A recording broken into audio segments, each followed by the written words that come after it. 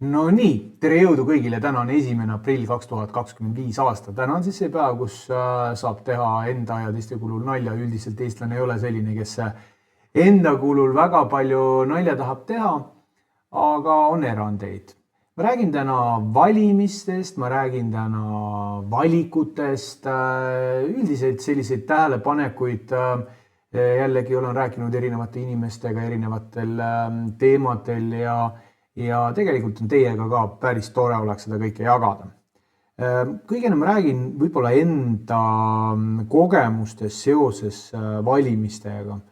Eelmised kohalikud omavalitsuse valimised, ma ei olnud sellel aastal isegi veel erakonnas, kui siis tekkis soov ennast siduda poliitikaga natuke suuremas plaanis, et selliseid postitusi ma olin teinud, kus ma siis juhtisin tähelepanu erinevatele kitsaskohtadele. Kindlasti väga paljud mäletavad, teavad minu postitust, kus ma siis selle Covidi ajal seadsin kahtluse alla selle süstimise vajalikkuse, mõttekuse. Siiamaani on inimesed, kes on selles küsimuses erimeelt. Mul olid konkreetsed küsimused, ja tähelepanekud, et kui mitmed minu tuttavad olid saanud selle vaktsiinisüsti, siis nende tervis oli järsult väga kiiresti halvenenud ja sellel teemal ma tegin sellise emotsionaalse postituse. Ja ma astusin ka erakonda sellel ajal ning täiesti nagu välk selgest taevast tuli mulle siis ka selline kutse osaleda kohalike omavalitsuse valimistel.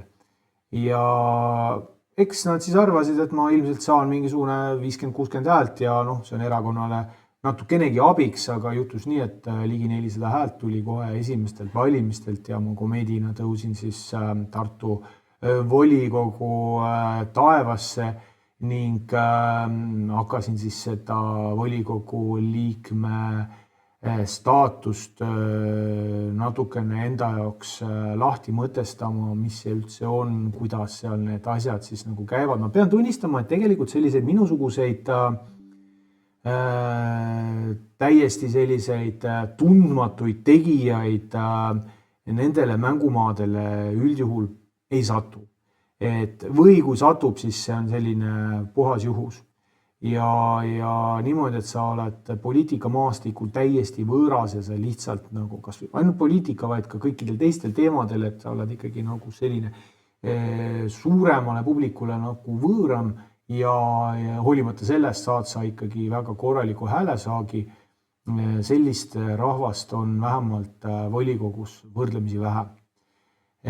Loomulikult on hästi olulisel kohal, millisest erakonda sa esindad, võib-olla sinu sõnum. Teinekord on nii, et oma kogemustest, täna ma räägin sellest ka natuke võib-olla valimistest pikemalt, et ega see sõnum ei ole ka alati võib-olla selline positiivne kogu selle valimisprotsessi jaoks. Sõltub sellest, kuidas, mis ajal, kuidas sa erinevates küsimustes sõna võtad ja üldse kas on vaja sõna võtta. Samamoodi näiteks ma sain täna teada, ma hakkasin käima siis ka komisjonis, rahanduskomisjonis alguses, nüüd olen ma siis,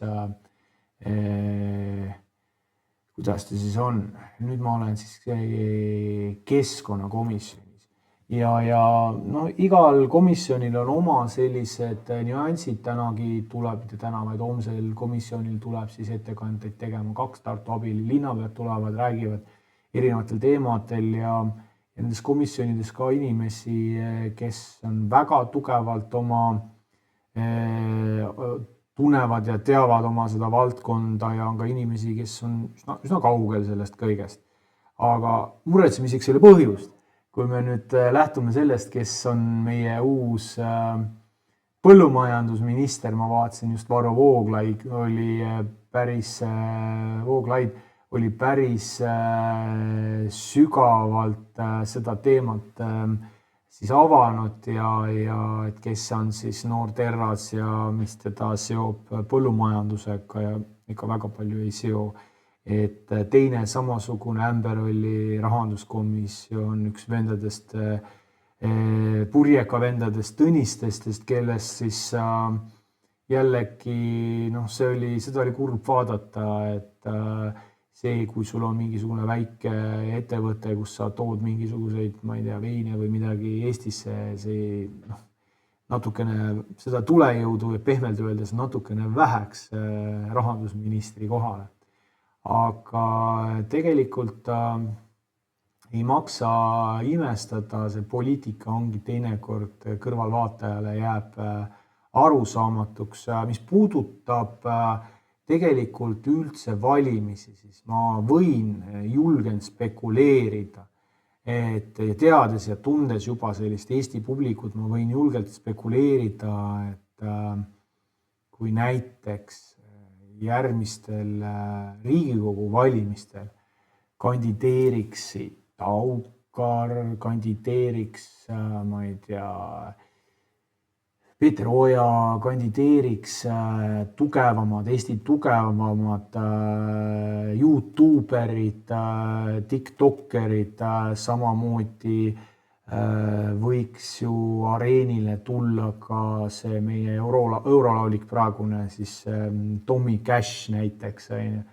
Et ma usun küll, et nad saaksid päris korralikud hääled, hoolimata sellest, et nende vastas on siis tipp-poliitikud ja kõige, ütleme, sellise ulmelisema stsenaariumi järgi ei oleks üldse, ma imestaks, kui näiteks järgmises Riigikogu koosseisus on umbes pooled liikmetest on TikTokerid reaalselt.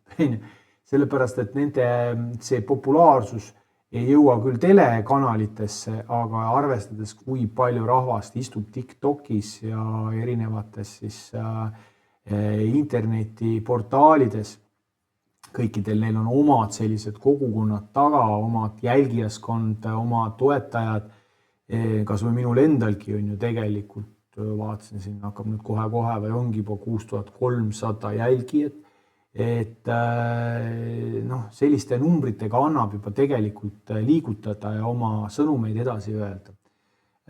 Sõnumitest mina ise oma valimiskampaaniatel üldjuhul ei luba mitte midagi, nagu mitte midagi. Ja üksikisikuna minu poolt ei sõltu nagu tihti väga palju midagi, et ma pean selline üsna raevukas diktaator olema, et oma sõna maksma panna. Suures plaanis ikkagi väga sellised olulised otsused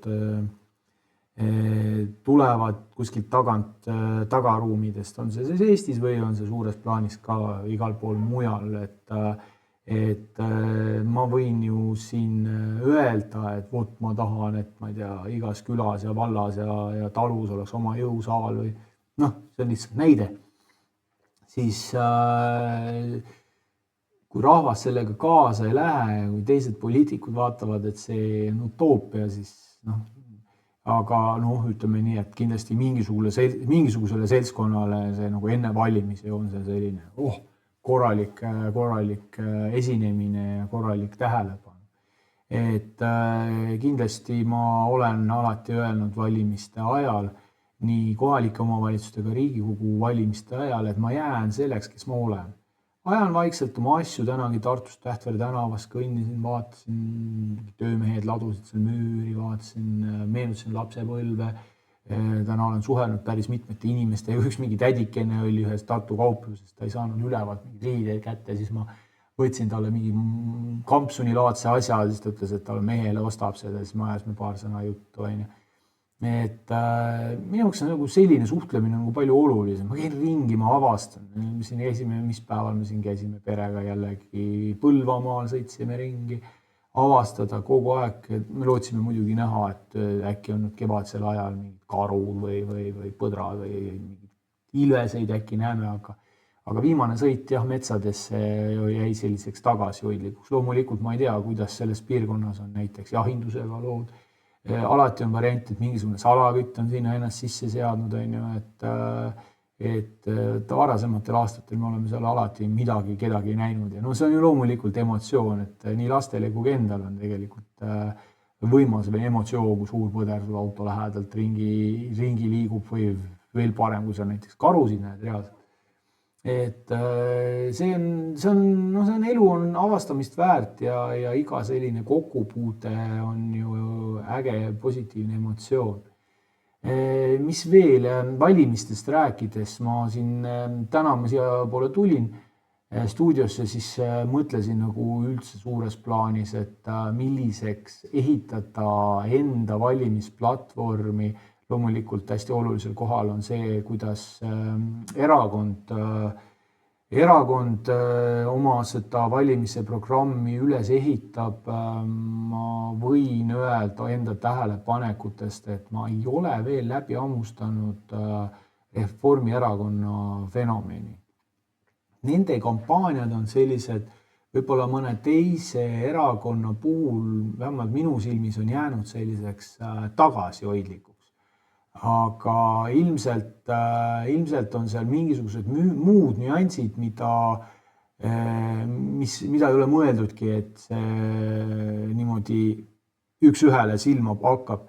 Et ma usun, et seal on taga ikkagi väga korralik IT-meeskond, väga korralik psühholoogide seltskond, kõik see, mis reklaami puudutab, varjatud reklaami eriti, et sellel alal on nad kindlasti tugevad tegijad, et reklaam ei pea alati olema selline kärtsu ja mürtsu, vaid võib ka teha niimoodi, et inimene ei saa arugi, et ta midagi tarbib. Noh, ma mõtlen siis selle reklaami osas. Tänavakampaaniatega on see teema, et ega mulle väga need tänavaküsitlused, tänavakampaaniad ei istu. No see on selline, ma arvan, et päris paljud siin selle video kuulajad ja vaatajad on minuga sama meelel, et sul on kiire näiteks, sa lähed kuhugi kaubanduskeskusesse ja siis sa näed juba mingi vana on seal õnnelikult vastas ja noh, mida sa siis neile nagu ütled? Viimane kord mingi telekanaleid mulle pakuti, siis ma ütlesin, tänan, mul ei olegi telekat, ma elan metsas. Ja see peab olema argument, et kui inimesel ei ole telekat, mida sa talle pakud. Et tänavakampaaniatega on siis ka jah niimoodi, et erakondade põhikiri ikkagi näeb ette, et võiks need tänavakampaaniad teha ja üks asi on siis need igasugused protestiaktsioonid ja teine asi on siis valimiskampaania.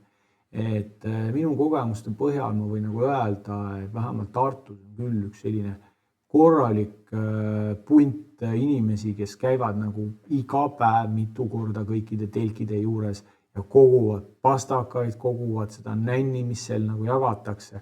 Ja seal ma olen kuulnud, et kõvematel tegijatel on ühest valimiskampaaniast paar tuhat pastakat või igasuguseid muid vidinaid, et sa kujutad ette, millise hävingu ta tegelikult mitte ühele, väga paljudele erakondadele teeb, et see pastakate nänni jagamine, et see on siuke, ma ei tea, ma pean seda natukene odavaks, aga seda tehakse ilmselgelt on vähe kogenumad inimesed on teinud oma statistika ja kinnitavad, et see on nagu vajalik.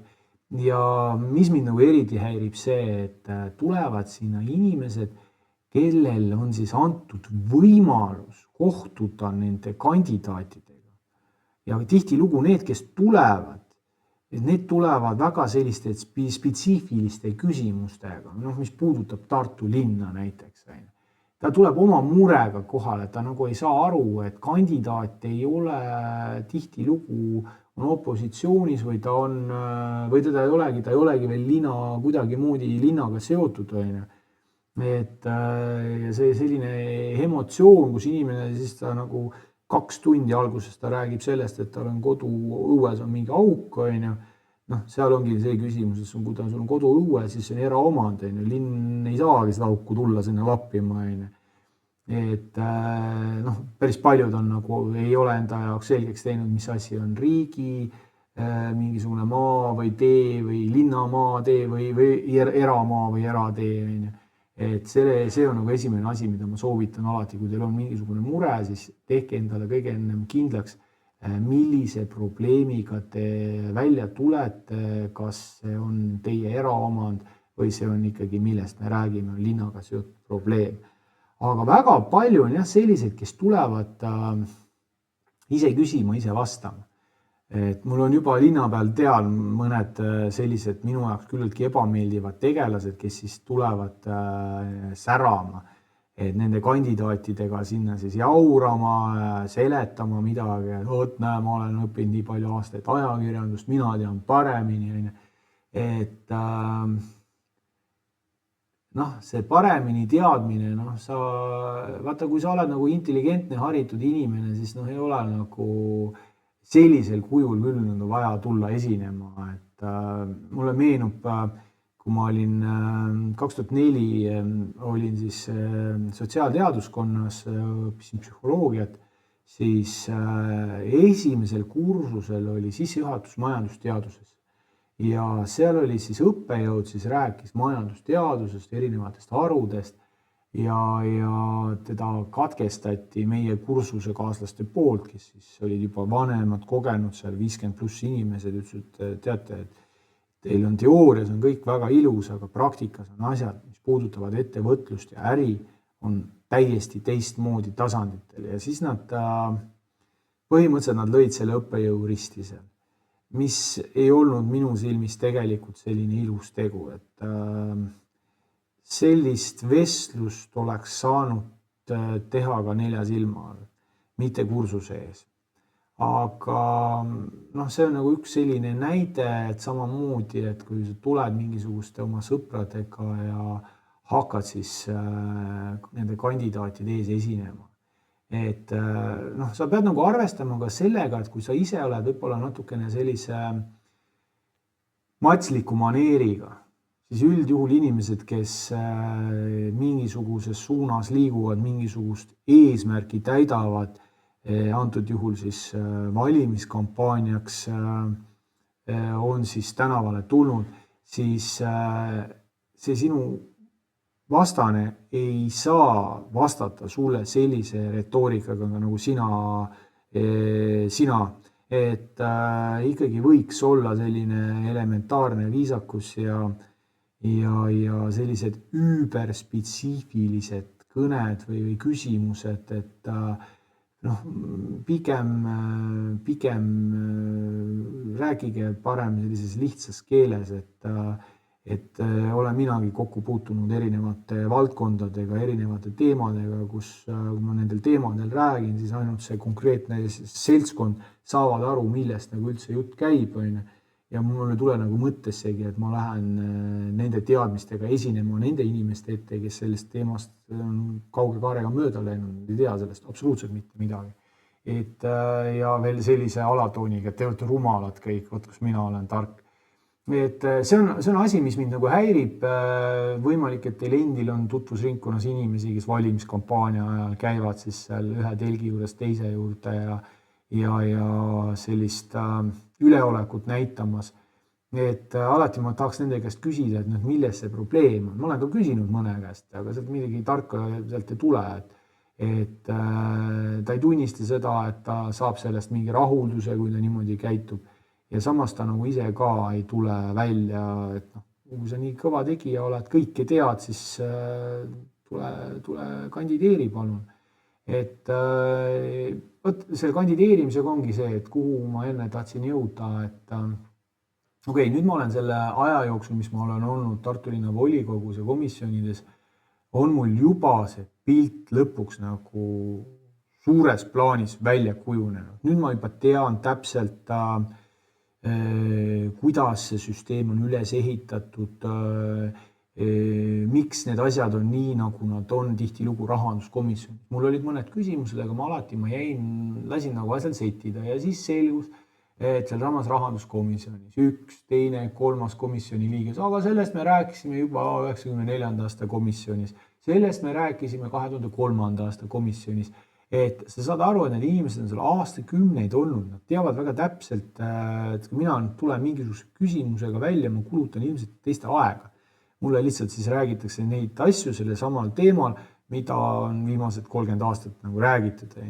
Et siinkohal tasub olla nagu alati tähelepanelik, et kes ka praegu otsustab, et ma tulen valimiste ajal välja, ma ei ole mitte kunagi varem poliitikas olnud, siis tasub lihtsalt olla tähelepanelik, kuulata et tormata kohe küsima, olla hirmus aktiivne, võib juhtuda, et lihtsalt kulutad teiste aega. Et kui on mingisuguseid küsimusi, siis alati komisjonides tasub pärast üritustel küsida, kui see nüüd väga oluline ei ole, mis puudutab kogu linna, aga kui on sellised küsimused, kus sa tahad ise ennast harida, siis ei ole mõtet aega selle peale raisata. Mis veel poliitikast üldse suures plaanis, kui me räägime hetkel Riigikogu tööd, ma vaatan ja näen, kuidas see rahulolematus on järjest suurem. Inimesed erinevates sektorites, erinevates väljaannetes toovad välja, et sellist poliitikat ei ole Eestis varem tehtud. Ma ei pea nüüd silmas siin mingisuguseid kummalisi põllumajandusministreid, aga üldine retoorika, üldine poliitiline kultuur on alla igasugust arvestust. Ma jälgisin, tundub, et Peeter Ernits tuleb areenile Riigikokku ja kuna siis Kert Kingo ei saa enam Riigikogu töös osaleda, siis Peeter Ernits tuleb ja tema selline avaldus oli, et kõigiga peab sõbralikult läbi saama, selline viisakas poliitika, viisakas poliitiline kultuur on ka minu jaoks väga tähtsal kohal. Et annaks Jumal, et Eesti poliitikasse tuleb rohkem selliseid inimesi, kes on küll erimeelt, aga väga isiklikuks oma sõnavõttudes ei lähe, sest kõikide selliste käitumistega annad sa ju väga halba eeskujuga oma rahvale. Et see on selline hästi lihtne, midagi keerulist ju ei ole. Et vahel mulle tundub, ma vaatan praegu, millest üldse Eesti Riigikogus, millistel teemadel räägitakse ja väga väike osa, mis puudutab pensionäre, mis puudutab lapsi, peret ja kuidagi sellised, ma ei tea, minu jaoks hetkel on kõige olulisemad 2 teemat. On Eesti riigi julgeolek ja teine on siis Eesti hiive. Mulle tundub, ma võin eksida, aga mulle tundub, et nii mõnedki poliitikud on sellele Eesti hiive teemale löönud käega. Et selge on see, et mitte miski ei ole igavene. Et ma vaatasin, ma olen teile võib-olla sellel teemal ka rääkinud, jah, ma olen küll, mul tuli meelde, et Eesti rahvaarvu selle sajandi lõpuks, ma ise pakkusin, et see jääb sinna võib-olla isegi 500 000 kanti, ma räägin nüüd siis eesti keelt kõnelevatest inimestest. Aga täpselt samad hirmud on ka näiteks Hiinas, isegi Venemaal, Euroopa riikides, et Venemaa kohta on öeldud, et kui isegi seda sõda ei oleks Venemaal olnud, siis selle sajandi lõpuks 140 miljonist inimesest oleks jäänud 100 miljonit elanikku. Hiinas 1,3 miljardi asemel 800 miljonit. Et päris selline suur kukkumine, samamoodi ma vaatasin Euroopa üldse kogu maailma sellist aruannet, mis mulle silma hakkas Aafrikas, oli vist eelmise aasta jooksul 38 miljonit uut inimest sündis. Tähendab, 38 miljoniga on see riik plussis. Mingi osa läks Aafrikast ära, tulid Euroopasse näiteks. Sellele vaatamata Euroopa oli 100 000-ga miinuses. Ehk siis, kui te mõistate seda probleemi tõsidust, on hakatud jälle tooma välja, et mis meid siis ees ootab, mis meid juba sellel sajandil ees ootab. Jälle jõuliselt on hakatud rääkima massiimmigratsioonist, toome kõik sõbrakesed siia sisse. Et kui paljud teist mõistavad, et need sõbrad, kes siia tulevad, suur osa nendest ei tule siia tööle, kuritegevus hakkab kasvama. See on niimoodi lihtsalt, et me ei peaks olema rumalad, kui me teistelt riikidelt ei õpi. Iga päev ma vaatan Facebooki, viskab mulle ette Inglismaal, Suurbritannias neid igasuguseid moslemite kogukondade ja piirkondade tänavapilti. Ja näha on, et ega need inimesed ei segune mitte kunagi. Võib-olla 1000 aasta jooksul, aga lähima 1000 aasta jooksul neist ei saa mitte kunagi britte. Ja vaat see ongi meie võib-olla selline väär arusaam. Me usume, et kõik, kes Euroopasse tulevad, need võtavad üle meie arusaamad, meie kultuuri, aga nad ei tee seda. Ja samal ajal meie endi hiive hääb kosmilise kiirusega, et võt see on nagu tegelikult prioriteet. Nüüd on muidugi on see sõjaoht, mis tähendab jällegi omakorda, et veel vähem lapsi hakkab sündima, noored inimesed, kes peaksid pere looma, neil on igasuguseid muid mõtteid seoses oma turvalisusega. Turvalisuse koha pealt, ma ei tea, kas te teate seda, et kõige patriootlikumad inimesed valmis kohe oma riigi ja rahva eest sõtta astuma on poolakad. Minu arust see number oli alla 30%. Ja seal oli ka, et selles statistikas, et see on selline rahuajal, aga kui nagu peaks otseselt sõjategevuseks hakkama, siis need numbrid üldjuhul hääbuvad, sest sõda oma olemuselt on viimastel aastatel muutunud. Täna vaatasin Balti kaitsekolledžis mingid ohvitserid kõndisid linnas ringi, et kogu aeg Tartus on vormides erinevate riikide ohvitserid. Ja siis mõtlesin, et huvitav, et mida seal nagu õpetatakse? Päris tõsiselt. Mida õpetatakse kindralstaabile, mida õpetatakse ohvitseridele, et millist sõjapidamist siis täpselt? Kas veel mingite vanade NATO mingite ettekirjutuste järgi või on sinna juba lisatud mingisuguseid droonidega seotud mingisuguseid luuresatelliitidega seotud mingisuguseid nüansse, mis on siis praegu Ukraina sõjas hästi sellised olulised ja murrangulised, et samamoodi kui kiiresti on relvastus, eriti siis droonivõimekus muutunud. Tavaliselt öeldakse ka, et kõige kiiremini areneb sõjatööstus sõja ajal ja nii see täpselt on. Et sellega seoses mulle meenub üks Raigo oli tema nimi, ta käis mul siis hommikuti bodypumpis rühmatrennides ja tema tegi doktoritööd majandusteemadel, ta oli majandusõppejõud ja siis ta mulle kurtis, et nagu iga päev tuleb uut infot peale, et ma ei liigu nagu kuidagi moodi edasi. See oli see masuaeg, mäletate, siis see oli kõik nagu kukkus, kõik varises kokku. Temal oli just sellel ajal oli vaja siis kirjutada majandusest. Ja praktilises keeles, et see, mis ta nagu täna kirja pani, ei pruukinud enam homme nagu absoluutselt ole ligi lähedalegi selline tulemus sama, mis oli eile. Et ma ei ole täna see, kes ma olin eile, ma ei ole homme see, kes ma olen täna, täpselt sama põhimõtte järgi. Et samamoodi nagu selles sõjanduse süsteemis, et see huvitav oleks nagu teada, et kui ma tean, ma jälgin neid Ukraina sõjas toimuvaid erinevaid postitusi ja arutelusid ja nagu kogu aeg, see sõda muutub kogu aeg, taktika muutub, relvastus muutub, et ja kui sul on nagu mingisugused õpikud, mis on põhimõtteliselt 40 aastat tagasi kirjutatud, et selge on see, et need on ajale jalgu jäänud. Et see, mis praegu Ukrainas toimub, see on siis nii-öelda selline hea näide tuleviku sõdadest. Loomulikult me oleme ka veel selle koha pealt hetkel nii-öelda robotitega sõdimisel oleme lapsekingades. Sõbrad, ma arvan, kõik need ulmefilmid, kus nagu elu suuruses inimese moodi robotid ründavad ja ma arvan, me näeme veel selle ka ära, et ei ole üldse välistatud. Sõjanduse koha pealt üldse jällegi suures plaanis, mida ma olen ise jälginud ja märganud, et näiteks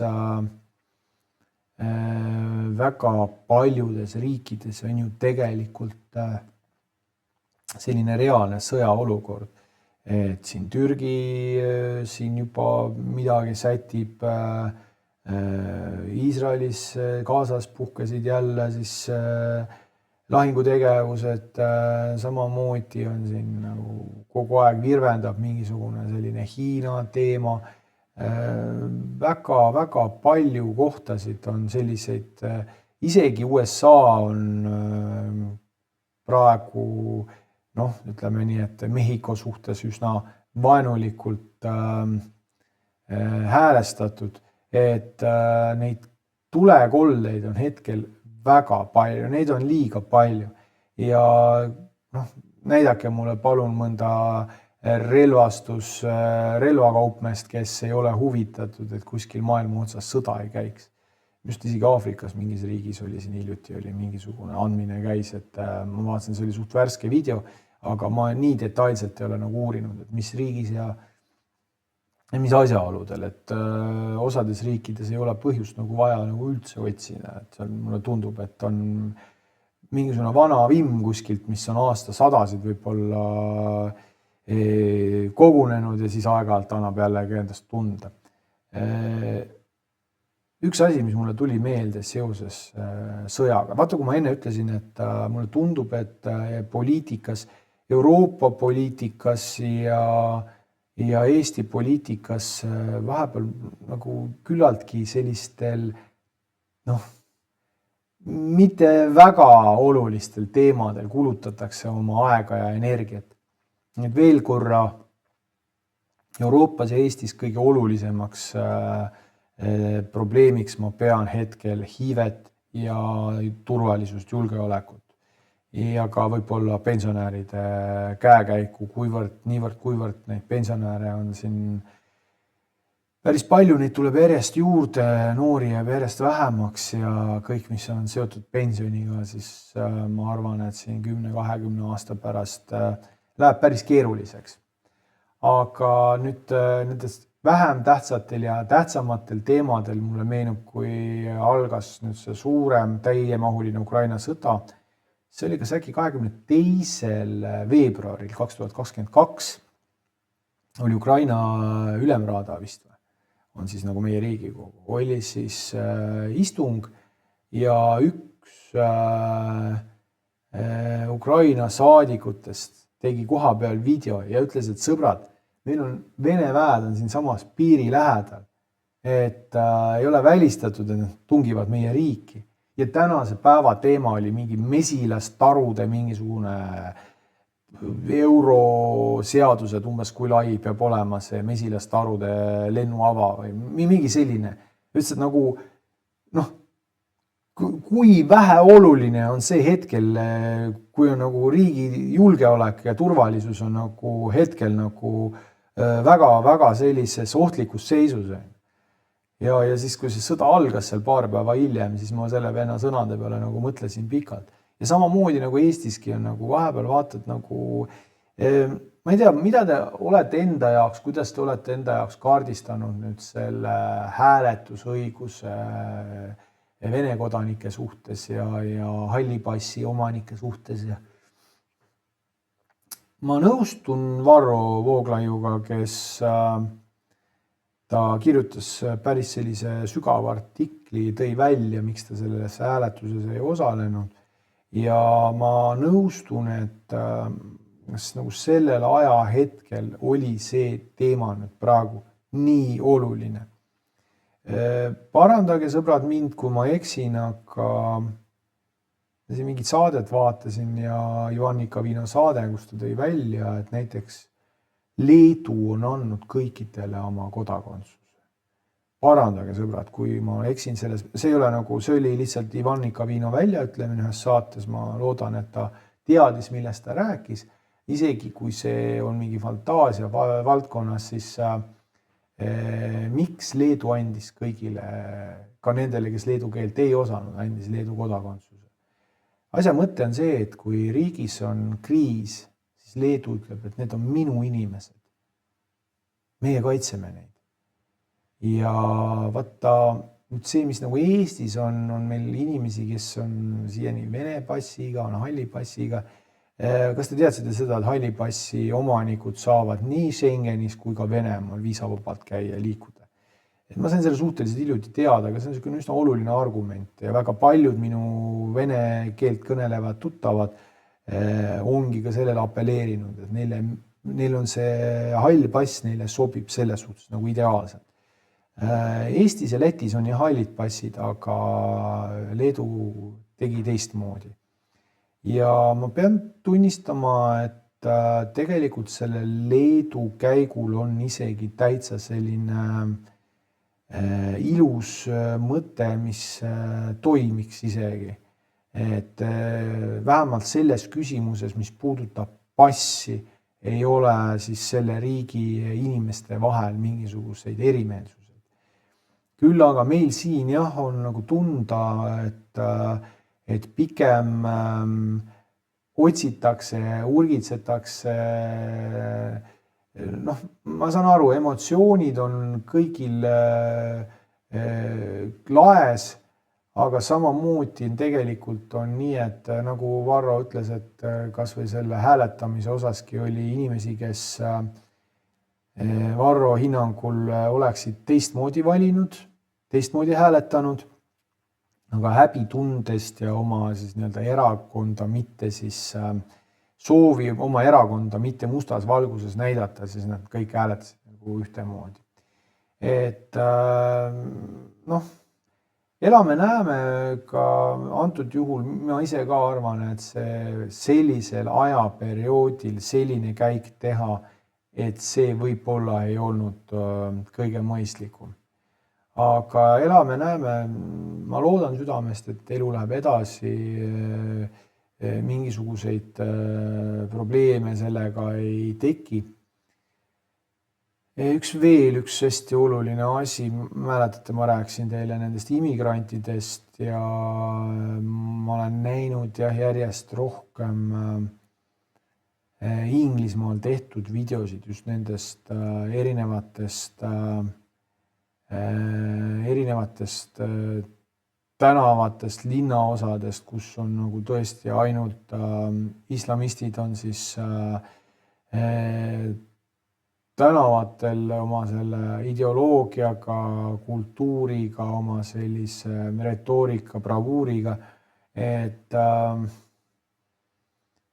ja need videod ja ma olen neid kommentaare seal all näinud ja mul on tunne, et ega see pidu seal ka pikalt ei kesta.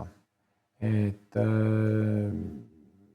mis asjaoludel ei ole siis kristlaseid meie mandril veel rünnatud, seda ma täpselt ei tea, aga aiman, et see ei ole nagu seotud sellega, et keegi meid ei taha rünnata, meile halba teha meie oma kodumaal, vaid pigem on mingisugused saavutatud, kas mingisugused kokkulepped või mingisugused tehnilised võimalused.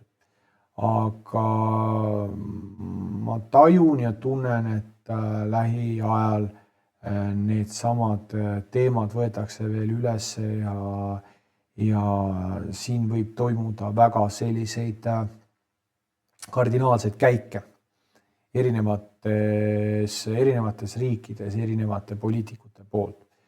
Ma tajun ja tunnen, kuidas need nii-öelda mugavustsooni poliitikud hakkavad vaikselt tahaplaanile vajuma ja ette ikkagi tulevad sellised küllaltki sõjakad, küllaltki kaine mõistusega, küllaltki konservatiivsed poliitikud. Ja see on hetkeseis on selline, et see on asjade loomulik käik. Et eks näitab aeg, kuhu poole me siis liigume.